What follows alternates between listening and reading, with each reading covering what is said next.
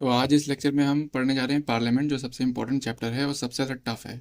But इसमें मैं आप आई प्रॉमिस यू कि इस लेक्चर के बाद बाय हार्ट हो जाएगा आपको एक चैप्टर। हर एक क्वेश्चन, चाहे वो कोई भी चीज़ से रिलेटेड हो, चाहे मनी बिल से रिलेटेड हो, चाहे वो पार्लियामेंट के बाकी प्रोविजन से रिलेटेड हो, चाहे एसेंशियल मोशन, क्लोजर मोशन, हर एक चीज़ मैंने इतने बारीकी से यहाँ पे डिस्कस की है कि वो एकदम यहीं पे आपको लर्न हो जाएगी। तो चलो उसको स्टार्ट करते हैं।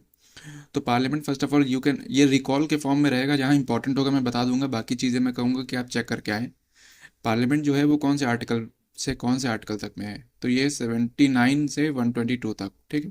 पार्ट 5 ऑफ द कॉन्स्टिट्यूशन, देखो पार्ट 5 में ये सब आता है। Union executive, parliament, article 123। अब 123 क्या है इसको रिकॉल करो, ठीक है। फिर यूनियन जुडिशरी, फिर कैग, इतनी चीज़ें पार्ट 5 में आती हैं, ठीक है।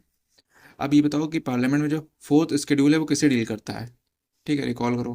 फोर्थ शेड्यूल डील करता है allocation of seats in the Rajya Sabha and UT.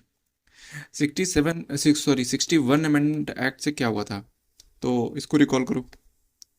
कुछ नहीं हुआ था, इसमें जो वोटिंग की जो एज होती है उसको बढ़ा दिया गया था, ठीक है। उसको 21 ईयर से पहले थी, उसको 18 ईयर्स बाद में कर दिया गया, ठीक है।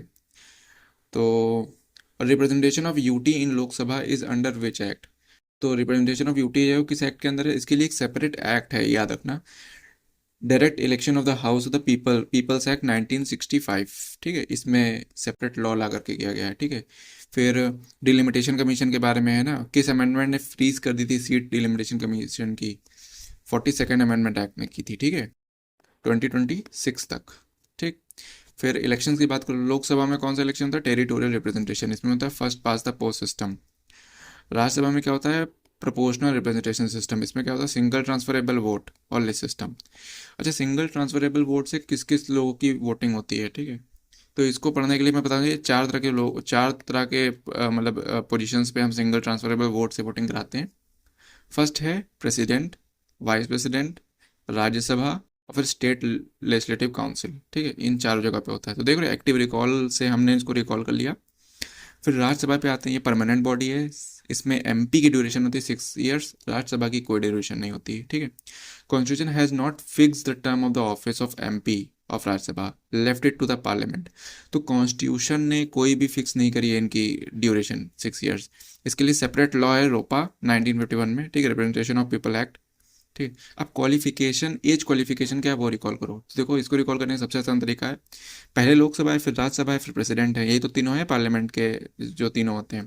देखो 30 से स्टार्ट करो, 30, 25 और सॉरी सॉरी, तो हम इसको स्टार्ट करते हैं, जो लोकसभा है उसका है 25, ठीक।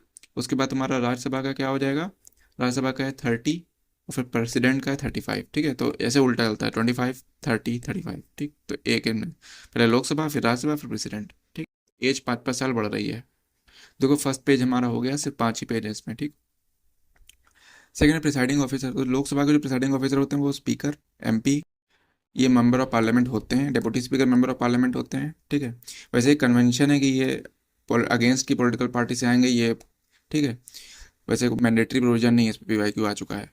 राज्यसभा के जो होते हैं चेयरमैन वो एमपी नहीं होते हैं, क्यों, क्योंकि ये कौन होते हैं, वाइस प्रेसिडेंट, ठीक। डिप्टी चेयरमैन होते हैं मेंबर ऑफ पार्लियामेंट, ठीक। Leader of parliament, leader of opposition, तो चलो नॉर्मल सी बात है। स्पीकर पे देखते हैं, जो इंपॉर्टेंट प्रोविजन है। Speaker, who decides the date of election of the speaker, कौन डिसाइड करता है, president, the first day of the Lok Sabha usually. When the motion of removal in the Lok Sabha of speaker can vote, अच्छा हाँ, जब removal of speaker का motion pass होगा लोकसभा में, ठीक है, तो वो वोट वहाँ पे कर सकता है, but in case of equality of vote उसमें नहीं कर सकता। मतलब इसके पास एक कास्टिंग वोट की पावर होती है ना, तो जब अपने ही खिलाफ रिमूवल चल रहा होगा तो कास्टिंग वोट नहीं एक्सरसाइज करेगा, ठीक। तो ये हो गया।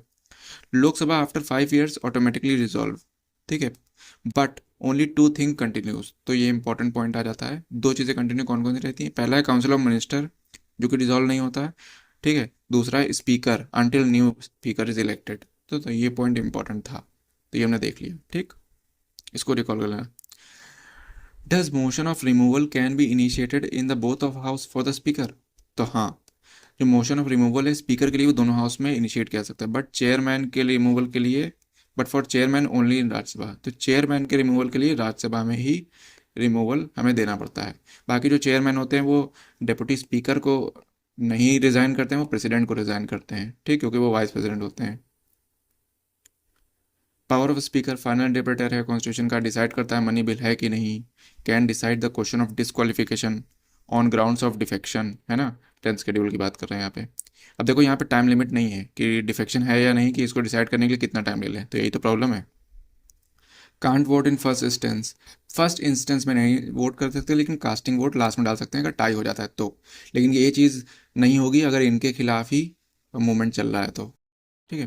डिप्टी स्पीकर देख ले, सारी पावर सेम है बट ओनली वन डिफरेंस। अब बताओ वन डिफरेंस वो कौन सा था। ठीक है, यहाँ पे रिकॉल करो। तो मैं यहाँ पे बता देता हूँ, एक सेकेंड देख के। जो वन डिफरेंस है किसका, डिप्टी स्पीकर का।